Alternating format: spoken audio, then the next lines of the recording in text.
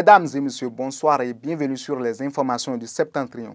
Débutons cette session d'information par la célébration de la Journée mondiale du tourisme hier 28 septembre 2023 à Niki, une édition qui coïncide avec les manifestations de la Ghani.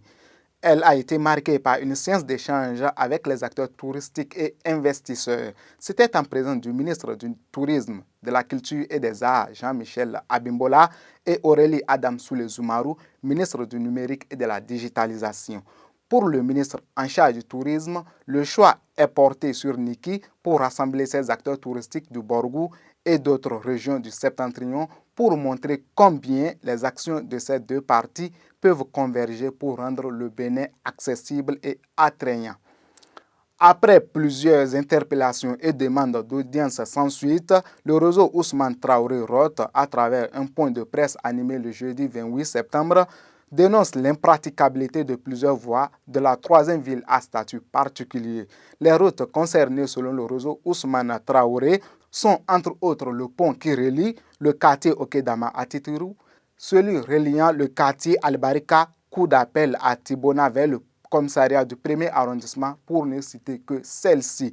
Il urge donc que les autorités politico-administratives œuvrent pour une meilleure praticabilité des routes. Rendons-nous à Tukutuna. Alors que la rentrée scolaire a débuté depuis le 18 septembre dernier, le collège d'enseignement général de Tukutuna, quant à lui, est confronté à un manque criard de salles de classe.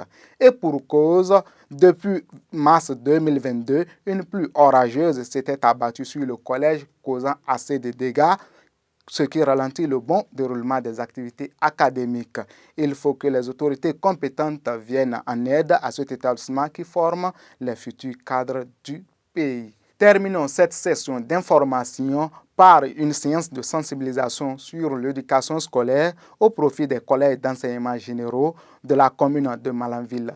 Démarré ce 28 septembre 2023, le maire de cette commune, Guidami Gado, accompagné par Saouda Adamou, conseillers communaux, se sont rendus dans les arrondissements de Garou et de Marikali. Cette activité s'inscrit dans le cadre du renforcement du taux de fréquentation scolaire des élèves et celui des résultats à l'examen du BPC 2023-2024.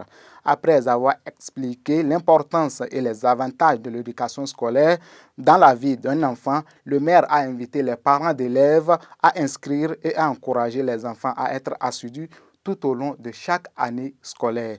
Ce sera tout pour aujourd'hui. Merci de nous avoir suivis. À lundi.